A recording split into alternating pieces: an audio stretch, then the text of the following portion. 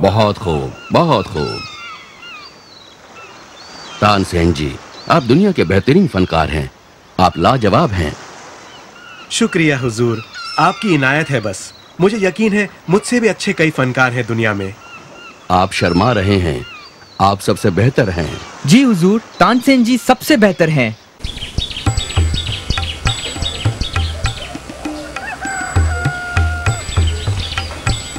बीरबल, आप खामोश क्यों हैं? आप मेरी बात से सहमत नहीं? माफी चाहता हूँ हुजूर, लेकिन जैसा कि तानसेन जी ने खुद कहा है, उनसे भी बेहतर फनकार हैं इस दुनिया में। बीरबल, आपको चुनौतियां पसंद हैं। खैर, मैं चाहता हूं कि आप तानसेन जी से बेहतर फनकार ढूंढ लाएं।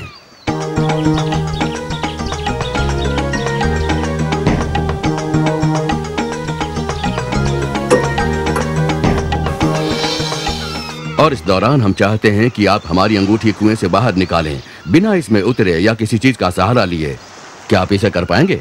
हुजूर, जहाँ तक एक फनकार की बात है, तो तानसेन जी के गुरु ऐसे ही एक फनकार हैं। तानसेन जी आपके गुरु? जी हुजूर, वो मेरे गुरु हैं और एक महान गायक हैं। वो अभी तीर्थ यात्रा पर गए हैं और 1 महीने बाद लौटेंगे। हुजूर, क्यों ना हम उनके लौटने का इंतजार करें और तब तक मैं आपकी अंगूठी निकालने का तरीका भी ढूंढ लूंगा। ठीक है बीरबल, तुम्हें दोनों चुनौतियों को पूरा करने के लिए 1 महीना है।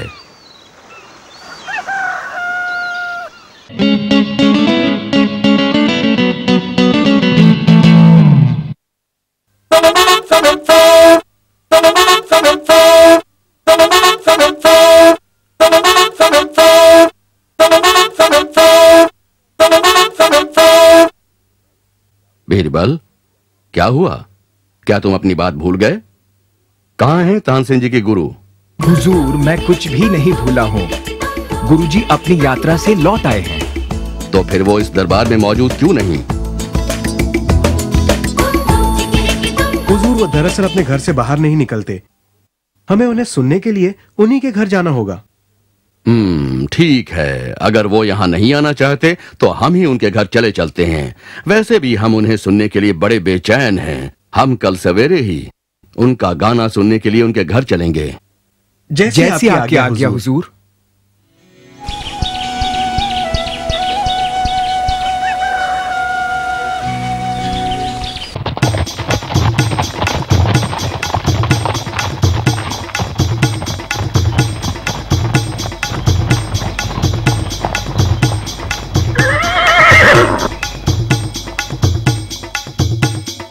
अब यहाँ से आगे हमें पैदल चल के जाना होगा हुजूर। घोड़ों पर यहाँ से जाना मुमकिन नहीं। अगर आपके गुरुजी इतने महान फनकार हैं, तो वो ऐसे वीरान जंगल में क्यों रहते हैं? उन्हें दुनियादारी से दूर एकांत और शांति में रहना ज्यादा पसंद है।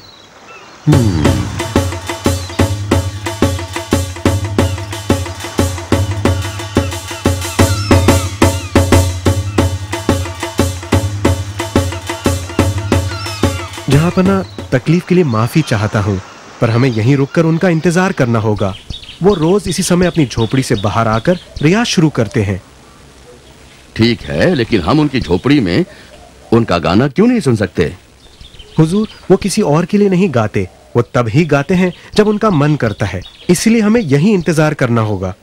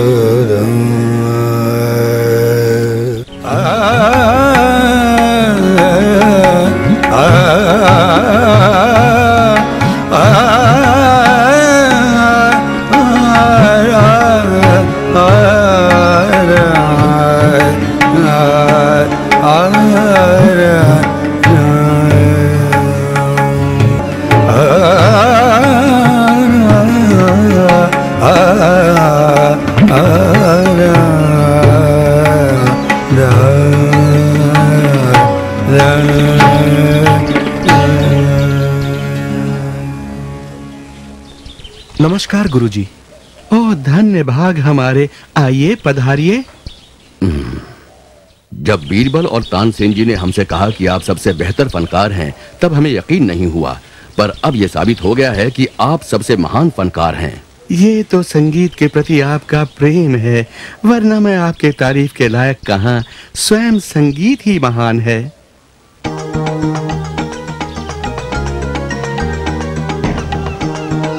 मुझे अच्छे फनकार की पहचान है गुरुजी, कृपया मेरी तरफ से ये छोटा सा नजराना कबूल कर लीजिए।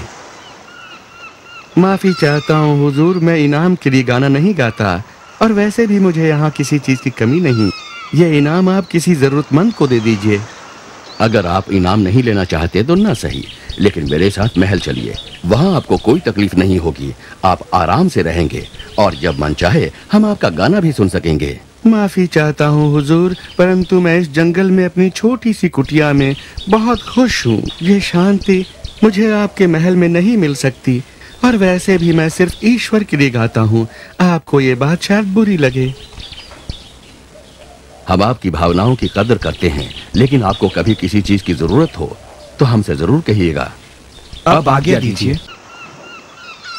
ये बताइए कि वो इतना अच्छा और आपसे भी बेहतर कैसे गाते हैं तानसेन जी? दरअसल हुजूर, इस सवाल का जवाब मैं देना चाहूंगा। गुरुजी सिर्फ ईश्वर के लिए गाते हैं, जबकि तानसेन जी आपके लिए और हमारे लिए गाते हैं, और गुरुजी पूरी भक्ति के साथ गाते हैं, जो सिर्फ इस दुनिया और उसके ऐशो आराम को त्याग करने से ही प्राप्त होती है।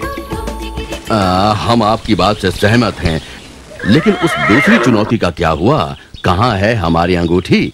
हुजूर, हम उस कुएं के पास से गुजरेंगे और वो अंगूठी आपको मिल जाएगी। ये तो हमें देखना होगा।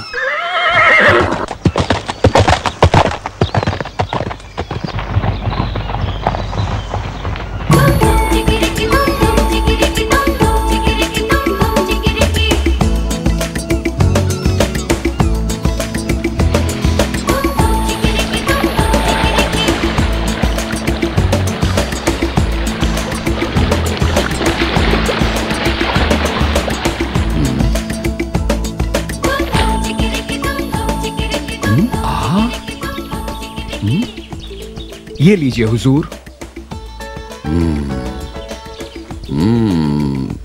शाबाश बीरबल। अब ये बताओ कि तुमने ये किया कैसे?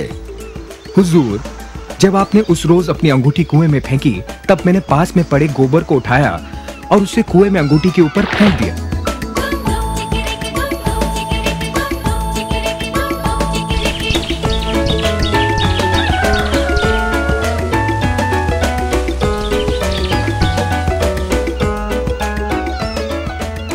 कुछ दिनों बाद जब वो गोबर सूख गया, तब ये अंगूठी उसमें जम गई। जब कुछ ही दिन बाद बारिश हुई, तब ये पूरा पानी से भर गया और सूखा हुआ गोबर ऊपर तैरने लगा। और ये रही आपकी अंगूठी हुजूर।